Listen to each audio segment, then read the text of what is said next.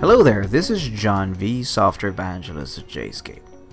Some of the most common questions we get at our help desk revolves around how to migrate an existing JSCAPE MFT Server instance from one host to another. And one of the easiest way to do that is by using the Failover Synchronization module.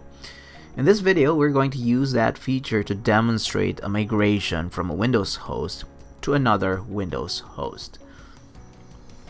One thing to take note, before you proceed with any MFT server migration process, make sure you obtain a license file for your new installation.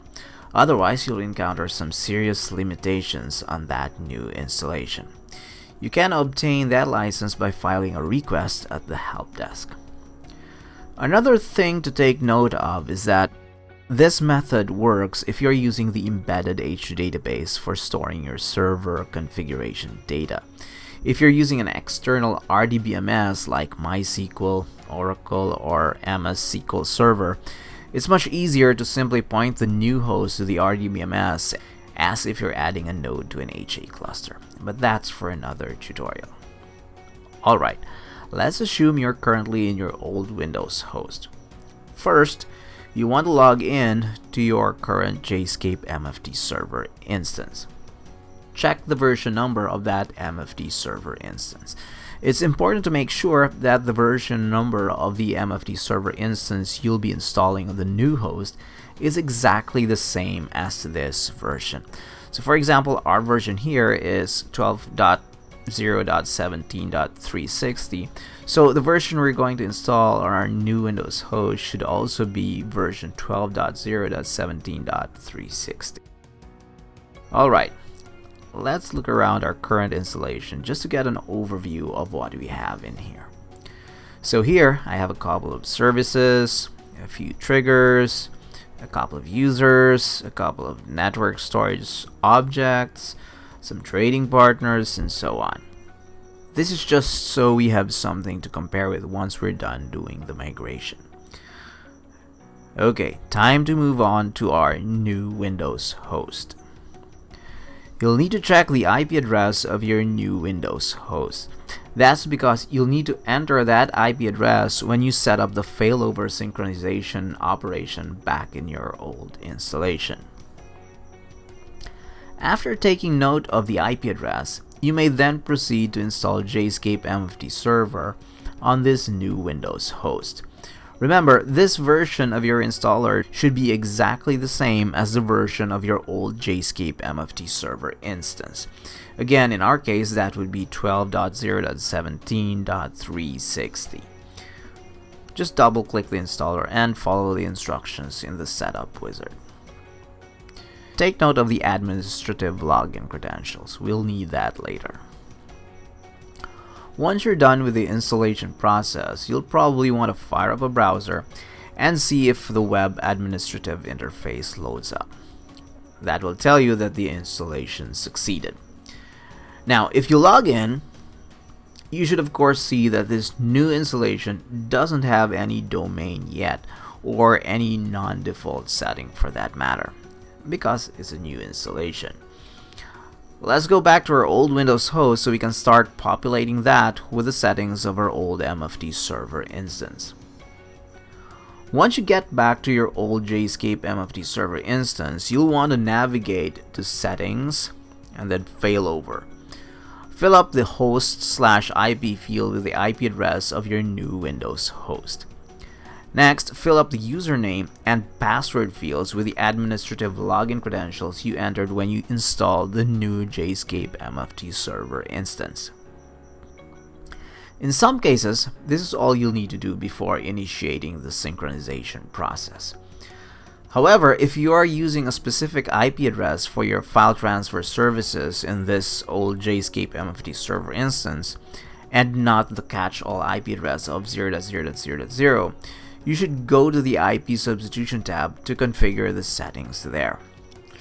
Now, if you recall, or you can just rewind the video, I'm using 0.0.0.0 in my services module for my old MFT Server instance, so I really don't need to change anything. But in case you do need to perform some IP substitutions, let me just show you how it's done. Basically, all you need to do is go to the IP Substitution tab, click the Add button, and enter the IP address you're using for this JSCAPE MFT Server instance in the first field, and the IP address you want to use for your new JSCAPE MFT Server instance in the second field. So when the synchronization is carried out, all instances of the old IP address in our file transfer services will be replaced with a new IP address. Once you're done, click OK. Again, I'm just going to cancel this because I'm just using 0.00 on my file transfer services. Now, go back to the Failover tab and click Apply. You're now ready to commence synchronization.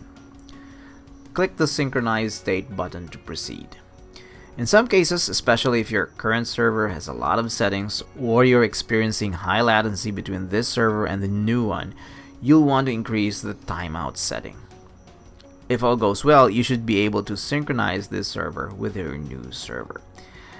Everything will be copied: your users, triggers, trading partners, network storage objects, and so on. You'll know that the synchronization has completed once you see the synchronization complete message pop out at the top of your screen. You may now verify by going back to your new Windows host and logging into your new JSCAPE MFT Server instance. Your domain or domains will likely be stopped yet unless you selected the Start Domain/Services after synchronization in the Failover Synchronization module. At this point, your new MFT Server instance will still be running in evaluation mode. That means some of your domains, triggers, users, and trading partners will be missing due to the limitations of this mode. To bring them back, just install the license provided for this new JSCAPE MFT Server instance. You'll know the license imported successfully once you see a corresponding message at the top of your screen. You may double check by going to the Server tab and then see if the information posted in the license section matches the details for the license you requested. If everything looks good and you're ready to test this MFT Server instance, you can go to the Domains module, click the domain you want to activate, and then click Start. Just be sure you don't connect this to the internet or the same network as your old instance until after you've stopped your old MFT Server instance. Otherwise, you could encounter some conflicts. Before we end this discussion, let me just show you first the settings that have been copied from the old MFT Server instance to this new MFT Server instance. So we have the same services, the same users, the same triggers, and so on. That's it. Now you know how to migrate your JSCAPE MFT Server instance from one Windows host to another using the Failover Synchronization module.